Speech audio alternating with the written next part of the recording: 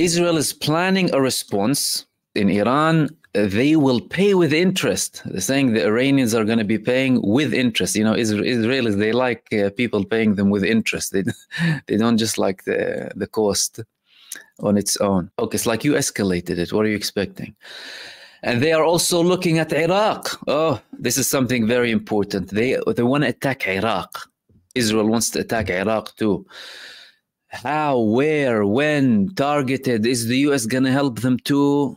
They want to attack. Why? Because they reported that 2 of their troops were killed and 25 were wounded, 2 of which were in critical condition after a drone came from the Iraqi resistance on the northern parts of Israel. Sources privy to the details said that Israel is planning a harsh response against Iran and noted that it will be soon. There is tremendous pressure on Tehran, the US warned. It is not easy to destroy nuclear facilities by bombing. Israel did not promise us that it would not attack them. After the UAV that killed 2 soldiers in the Golan, Israel plans to act against the militias in Iraq as well. Like we said the other day, they're planning an all-out war. That's it. They're looking for the greater Israel with the full support and complicity. That's even if they're not working on behalf of the United States administration. American officials estimated last night, Friday, that the Israeli attack on Iran is imminent. Imminent. Now we've been just speaking about the 24 to 48 hours. The big question is, at this stage, according to them, is what the role of the US will be in the Israeli response to the Iranian attack, which included the launch of more than 180 ballistic missiles into Israel. According to the sources, it does not appear that American planes will participate in the attack, but there will undoubtedly be coordination between Israel and Washington. They noted that this could still change. The US is trying to protect its forces and emphasize that we must not forget the important role of the US in intercepting the Iranian missiles this week. According to the sources, miscalculations can happen.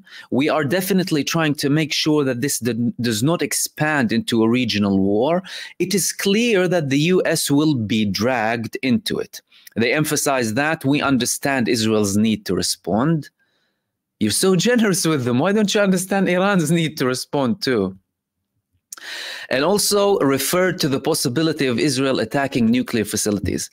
It is not so simple to eliminate Iran's nuclear facilities with one bomb. It's very complex. They noted either way, the American officials made it clear that Israel will do what it has to do, but it also has no desire to be dragged into a regional war.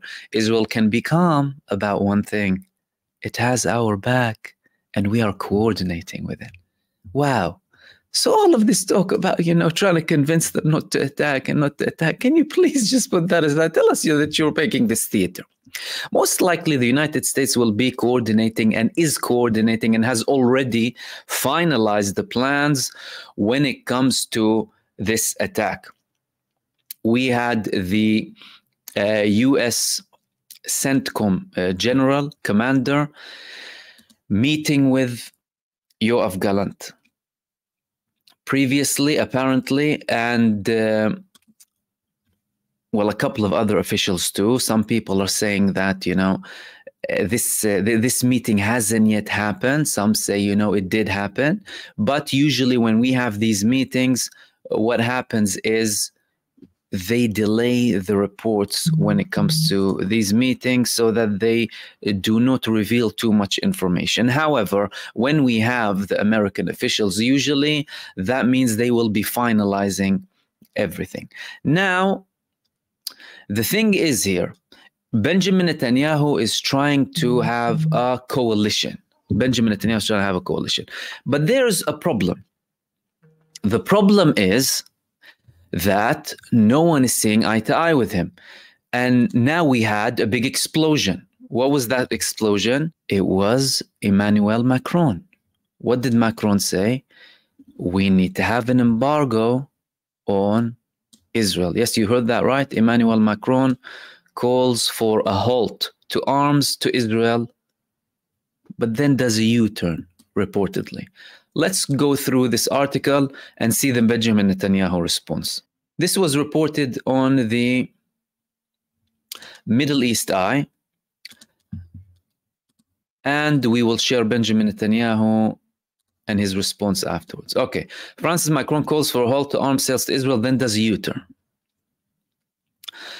French President Emmanuel Macron initially called for a halt to arms shipments to Israel for use in Gaza before his office changed their mind and affirmed continuing arms shipments. What happened?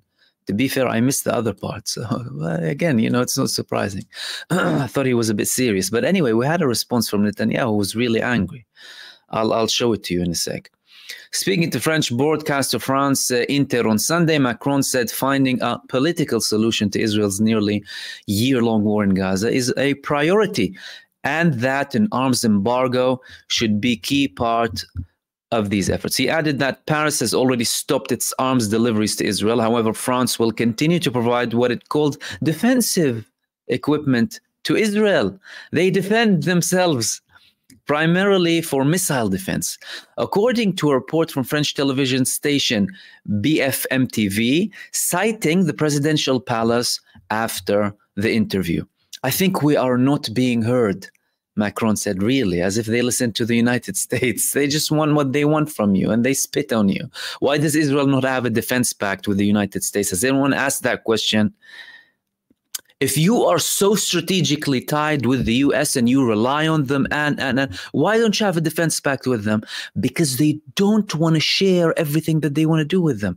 They want to get everything they want from the US administration and not have to notify them about anything they do, and still get supported, you know, and get the cover that they need. He continued, I think we're not being heard, Macron said, referring to Israel's continuing assault on Gaza, which has killed almost 42,000 people, despite repeated calls for a ceasefire. I think it's a mistake, including for the security of Israel. Of course, you're going to have to be worried about Israel, not the people being slaughtered.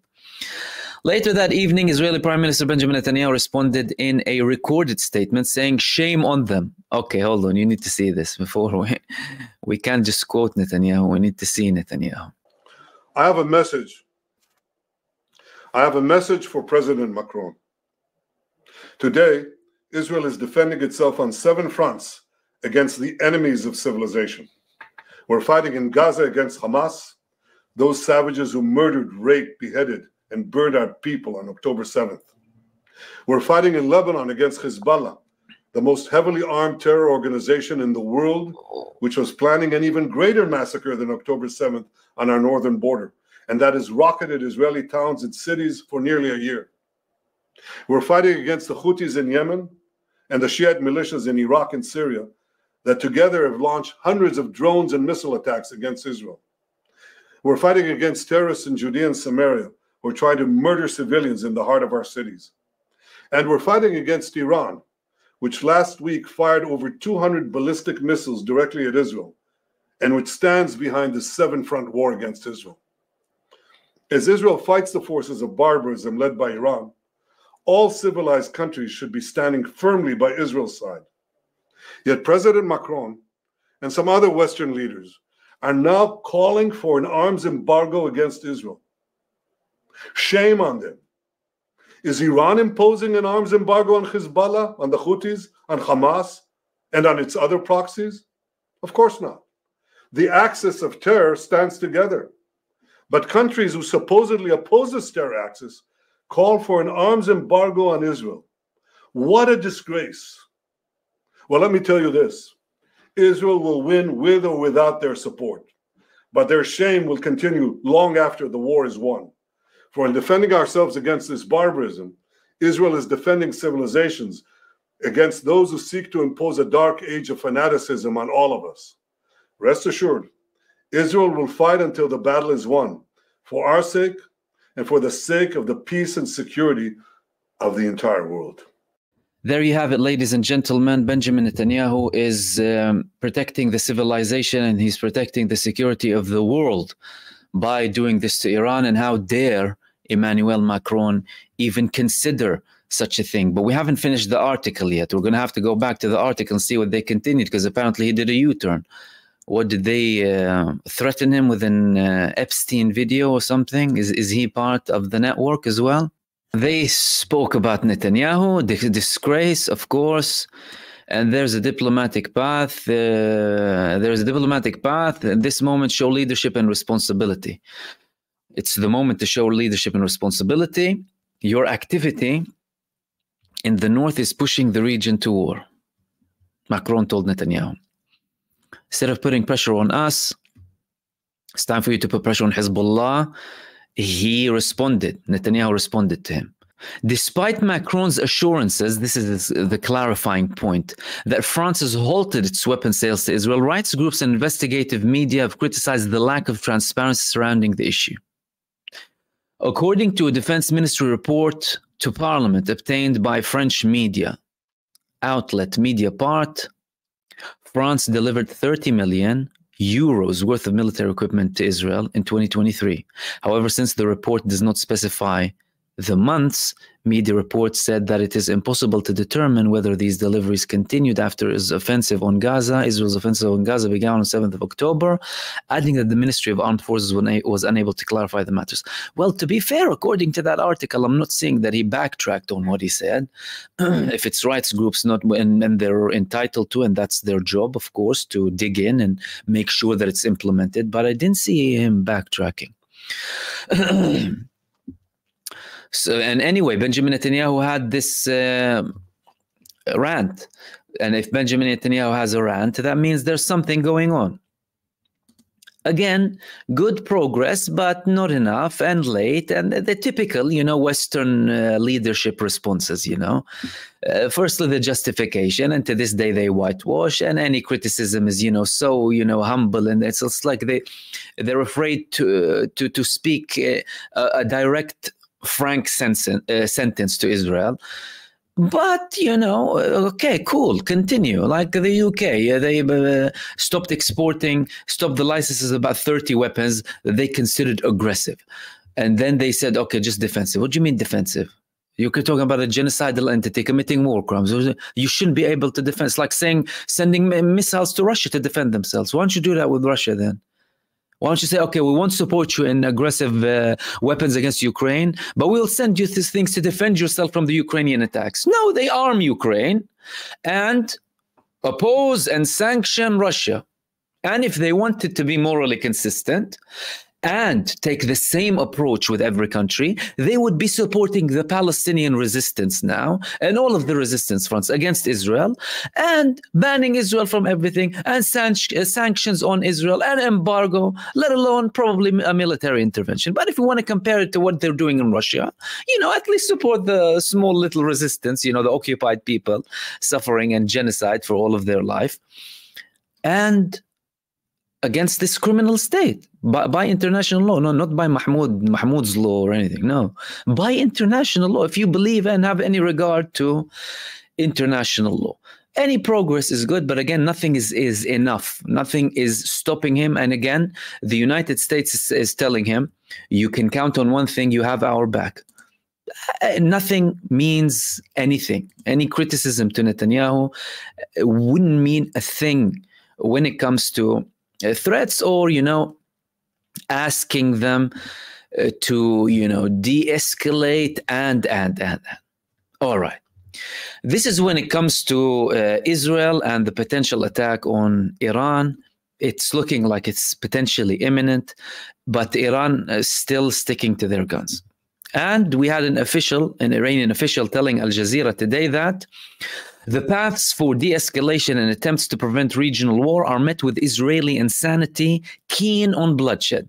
Washington is neither interested nor serious in applying pressure on Israel to stop its escalation and bloodshed. Israel seeks to position itself as the leader of the Middle East, and that won't happen. Netanyahu's talk about changing the Middle East is delusional arrogance and is destined to fail. That is, of course, when it comes to the United States position, the Iranians are seeing it clearly, like the Russians are seeing it, like any sane person reading things is seeing it. The United States is behind all of this. It's the extension, it's a state belonging to the US here in the Middle East called Israel. And It's acting with full United States administration support. They're going to Israel. They're arming them with whatever they need. They know about many of the planned attacks. Israel probably keeps certain things secret from the United States administration. But when it comes to such a large-scale attack that could completely throw the whole region into flames and potentially ignite the final,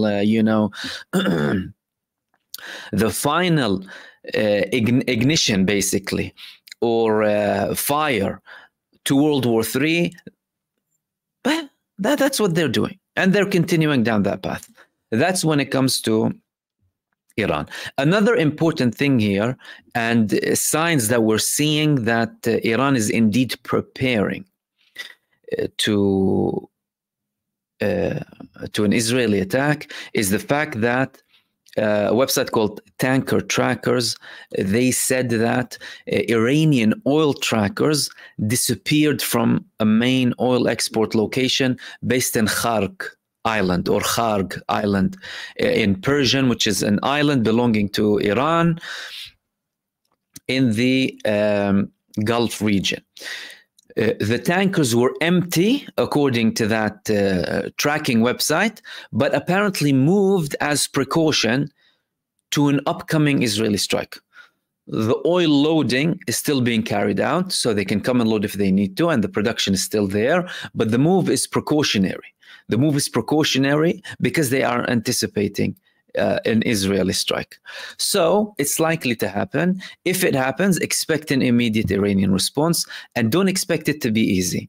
Don't expect it to be easy because Iran has S-300, potentially S-400 too. They also have their own versions, improved versions of S-300s. They recently destroyed lots of the Israeli Air Force and one of the biggest radars in the Israeli bases, and they have defense. And if Israel is planning to attack their nuclear project is distributed amongst dozens of locations. And you're talking about mountainous locations deep within it. They haven't made the same mistake that Iraq and Syria did by having a location in one single point, and they distributed it to protect it as much as possible. It's not going to be an easy ride. But again, of course, you cannot underestimate the Israeli capability, and you cannot underestimate the fact that they are being supported by the United States. However, whatever it is, and it appears that this time they will be keen on doing something very big because the hit was very big. We didn't have anywhere near the interception rates that they had in the first attack, although the intended missiles in April landed where they were meant to land. This time, most of the missiles landed, the supersonic, the hypersonic missiles. And Israel clearly wants to show who's boss. We're looking at a war of extermination. We are looking at something that is only going to get bigger. And there are no indications, there is not one hopeful sign that anything can be stopped. If you would have had a hopeful sign, it would have come primarily from the United States administration having a direct approach with Israel. No, you're not attacking in Iran. Once and for all, stop this rabid genocidal entity from continuing and expanding the war. And are the American talks sincere when they talk about the fact that they don't want to escalate? They're not sincere. Well, we have no reason to believe that the American administration is sincere. And de-escalation is required, and a peace process is required, and stopping the war is required. But you have a side that has been not only historically oppressing, but continuing a recent genocide and expanding it further to take the whole region and potentially the whole world into a global war. And apart from the defense of Iran, Iran is, of course, ready with attack. And the next attack on Israel will be annihilating Israel. It will be annihilating their oil industry. It will be attacking power plants. It will be destroying infrastructure, and expect more things to be destroyed in Israel. Do not underestimate it. And one thing that's very important here, by the way, for everyone to know, we still, since the beginning of this war on the 7th of October and following the Israeli genocide, we still haven't seen a full unity of fronts in a coordinated, intense attack on Israel. In the beginning of this war, I spoke about a scenario of 20,000 missiles landing on Israel all at once. It's a very possible scenario, coming from Iraq, coming from Lebanon, coming from Iran, and coming from Yemen. But if we only want to take Iran and Hezbollah, by the way, we still haven't seen that. If that scenario gets implemented, that's it. Israel had no answer to Iranian missiles flying over 1,000 miles. Now imagine them being bombarded with thousands of missiles from Hezbollah in Lebanon, potentially more from Yemen and Iraq. And then Iran landing their hypersonic missiles that Israel has no answer to. They have no answer to it. They didn't have an answer with Arrow 3, which is supposed to be the most advanced anti-missile weapon system in the world. Exo-atmospheric, hypersonic, couldn't touch Iran. So things will be burning completely in Israel, but it looks like Benjamin Netanyahu is leading us towards that direction, which leads me to Lebanon, and then I'll open the space up for all of you. In Lebanon, Israel is claiming that they killed Hashim Safiuddin, Sayyid Hashim Safiuddin, the person who was the leader of the executive body of Hezbollah and was potentially due to replace Sayyid Hassan Nasrallah after his martyrdom. They landed over 70 bombs, according to certain reports. And what they're doing now is they're preventing any medical teams from reaching the area. So if any civilian there is needing any sort of help or whatever, they will be dying because they need help and they're not getting the help. They're using the same crooked and barbaric strategies that they've used in Gaza on Lebanon. It's all out. And they're trying to portray an image of victory in Lebanon. They're showing these videos with tunnels, showing them in certain locations that are just a few hundred meters from the borders after suffering tremendous losses in these areas, acting like there is a really good progress in Lebanon and we're getting there. And when the fact of the matter is, yesterday, there were sirens next to Benjamin Netanyahu's house in Caesarea. Reports that Hezbollah launched missiles in that area. And what are we having in the past several days? We have an average of 200 missiles stretching from North Israel, covering up to a third of the whole state of Israel. So Hezbollah's day-to-day, and again, the bare minimum, they're doing the bare minimum, is 200 missiles a day. What does that mean? The maximum of the previous period following the Israeli escalation is now the bare daily minimum, the bare minimum on a day-to-day basis. Has Netanyahu achieved? Is he looking to, are there any prospects for him to achieve his desires and his objectives of bringing the people back to the north? No. It's increasing things further. It's putting more Israelis in the firing. And don't even ask anyone about the Israelis who are kidnapped in Gaza. Don't ask about them. Today we started to have a bit more protests in Israel. You know, more people are talking and, you know, protesting, but nowhere near the big protests that we had before. However, they're seeing the lies. They're seeing the lies of Benjamin Netanyahu, and they're seeing the fact that this man is a big liar. He's putting more Israelis in danger, killing more people, and now threatening the whole region with a war, with a massive war in the Middle East that could potentially escalate. We are indeed looking at very, very intense several days, in particular 24 to 48 hours in accordance to multiple reports from Israel and from outside of Israel. We've had this attack on a near Russian base in Syria, and we had reports about Syria deploying more Russia.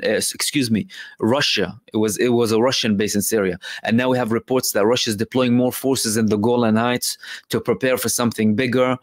And the US is, well, reassuring Israel, you can count on us, you have our back. It's looking like we are heading towards an escalation,